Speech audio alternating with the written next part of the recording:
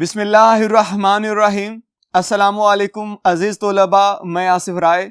عزیز طلباء، آج جماعت نحم کا لیکچر نمبر 42 ہے اور حصہ غزل میں سے خواجہ حیدر علی آتش کی غزل پڑھ رہے ہیں ہم۔ اس کے آج ہم نے تیسرا اور چوتھا شعر کرنا ہے، تو آئیے چلتے ہیں بورڈ کی جانب اور انہیں پڑھ لیتے ہیں۔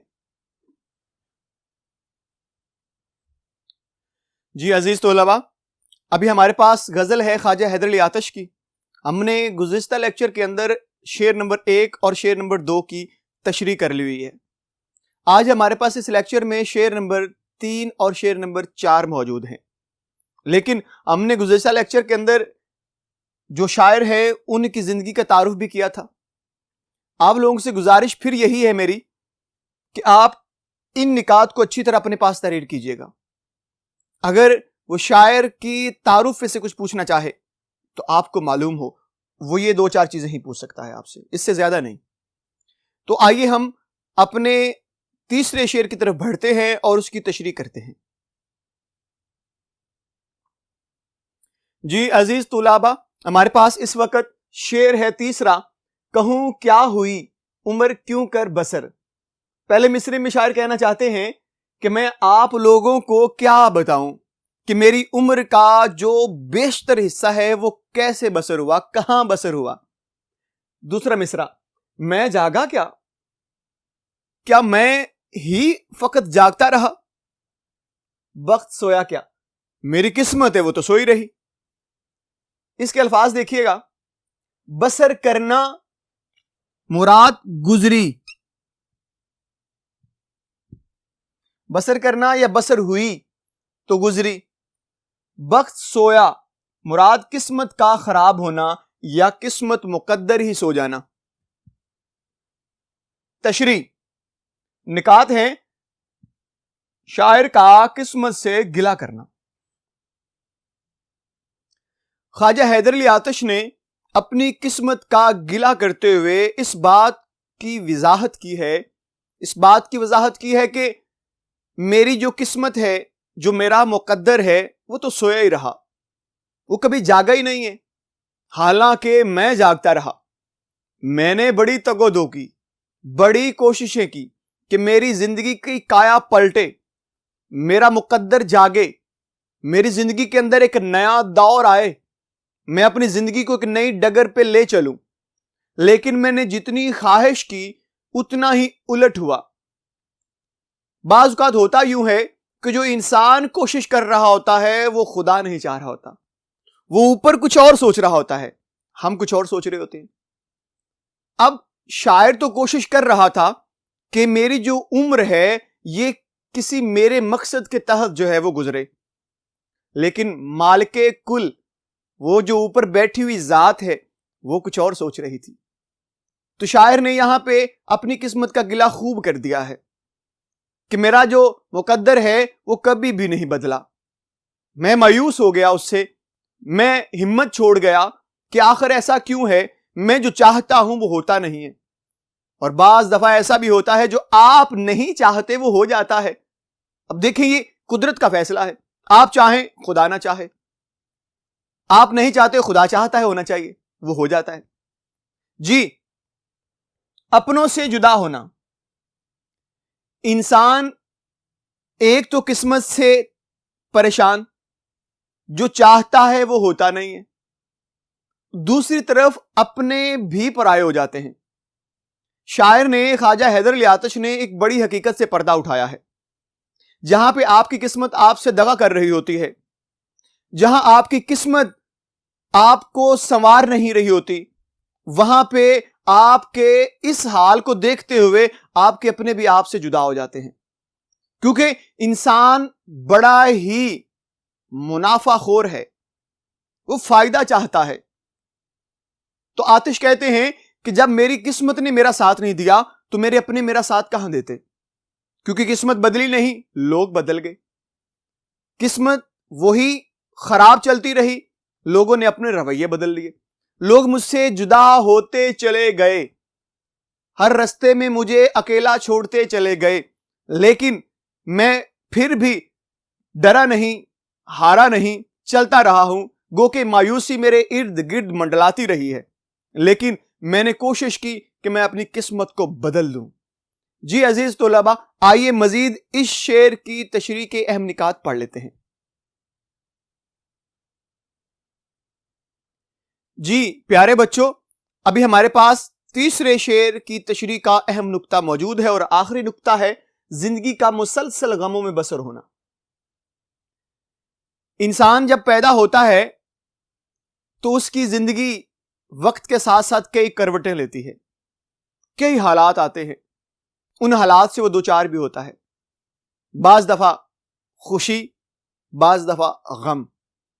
انسان کی زندگی ان دو چیزوں سے مل کے بنی ہے، انہی دو چیزوں پہ عبارت ہے یہ، کیونکہ انسان بعض دفعہ اس قدر خوش ہو جاتا ہے کہ اس کی زندگی بہت خوبصورت ہو جاتی ہے، اور بعض دفعہ اس قدر غمگین ہو جاتا ہے کہ اسے لگتا ہے کہ زندگی عذاب ہے، زندگی کئی غموں کا گھر ہے۔ جیسے کہ شاعر نے یہاں پہ کہا تھا، زندگی ہے یا کوئی طوفان ہے، ہم تو اس جینے کے ہاتھوں مر چلے۔ کہ یہ جو زندگی ہے یہ کوئی طوفان ہے جو غموں سے بھرا ہوا ہے، یہ جب چلتا ہے تو کئی لوگوں کو بہا کے لے جاتا ہے اپنے ساتھ، کئی لوگوں کو اڑا کے لے جاتا ہے اپنے ساتھ۔ تو میں اس زندگی سے تنگ آ گیا ہوں۔ میر کے اس شعر کے اندر بھی میر نے بھی یہی کہا ہوا ہے کہ میری یہ جو زندگی ہے یہ کوئی طوفان کی مانند ہے۔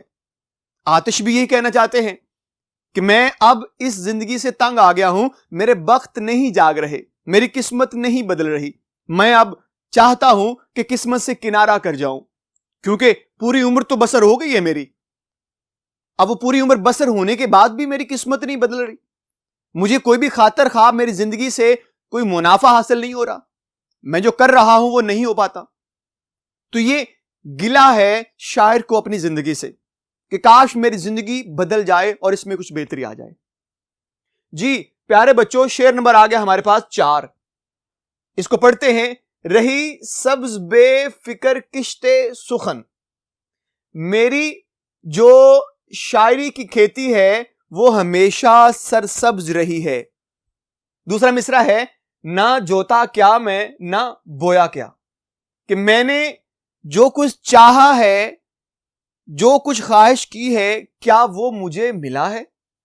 ویسے جوتنا جو ہے یہاں پہ جیسے ایک بیل ہے اس کے پیچھے ہل لگا لیتے ہیں اور وہ زمین کا سینہ چاک کرتی ہے، یہاں پہ جوتنے سے مراد ہے اپنی قسمت کو بدلنے کے لیے کچھ کرنا۔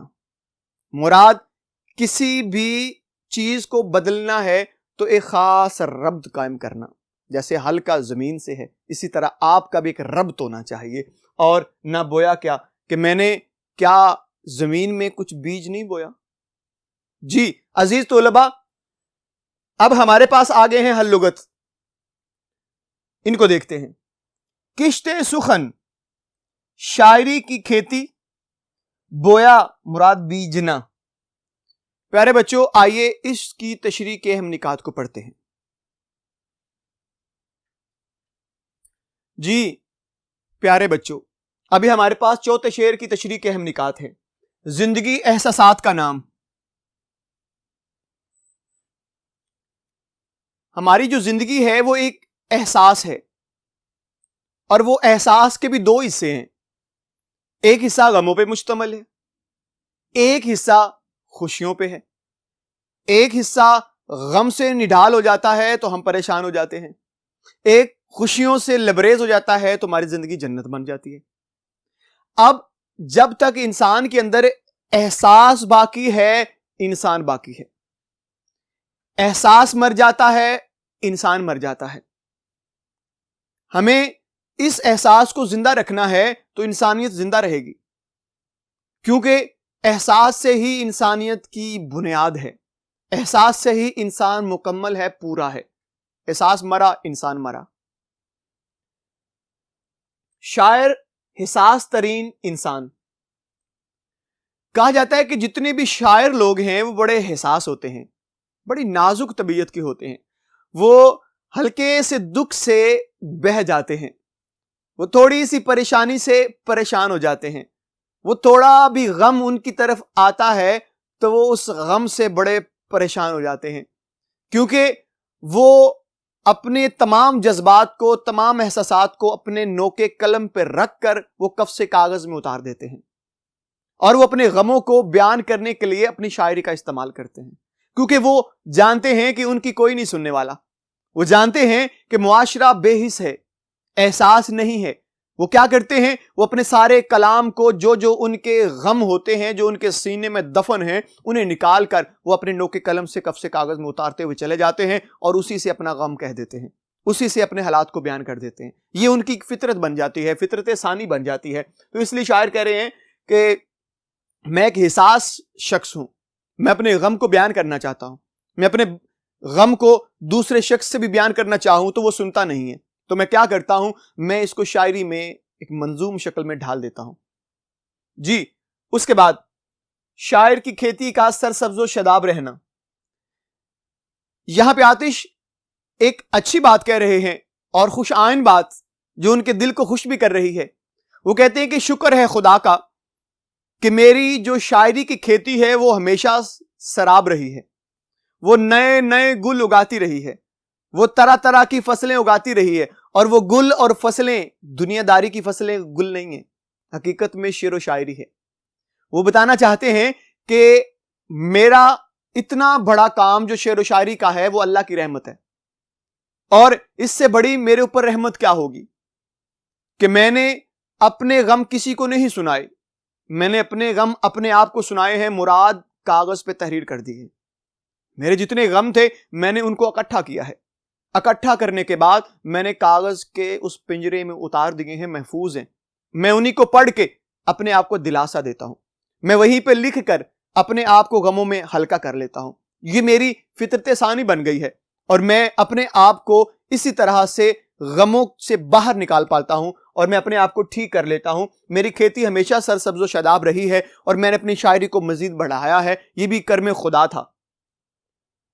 شاعری کی کھیتی کا سرسبز و شاداب ہونا عطیہ خدا بندی۔ آتش بتانا چاہتے ہیں کہ اللہ تعالیٰ کی نعمتیں تو بے شمار ہیں مجھ پہ جو میں استعمال میں لاتا ہوں، لیکن یہ نعمت اس کی بہت بڑی نعمت ہے کہ اس نے مجھے شاعری سے محروم نہیں کیا۔ میں نے جتنے بھی درد و غم، رنج و الم تحریر کیے ہیں وہ اس کی عطا سے کیے ہیں۔ کیونکہ ایک تو خدا ہے، دوسرا میں بذات خود ہوں۔ میں خدا سے اپنی باتیں کہتا رہا، میں شعر و شاعری میں باتیں لکھتا رہا، کبھی خدا سے کہہ لی، کبھی شعر و شاعری میں لکھ کر اپنے آپ سے کہہ کے اپنے غم کے بوجھ کو ہلکا کر لیا۔ جی عزیز طلباء، یہ تو تھے ہمارے پاس آج کے لیکچر میں خواجہ حیدر علی آتش کی غزل کا تیسرا اور چوتھا شعر۔ میں امید کرتا ہوں کہ آپ کو آج کے یہ دونوں اشعار اچھی طرح سے ازبر ہو گئے ہوں گے۔ انشاءاللہ اگلے لیکچر میں آپ سے پھر ملاقات ہوگی، تب تک کے لیے مجھے اجازت دیجیے گا۔ اللہ حافظ۔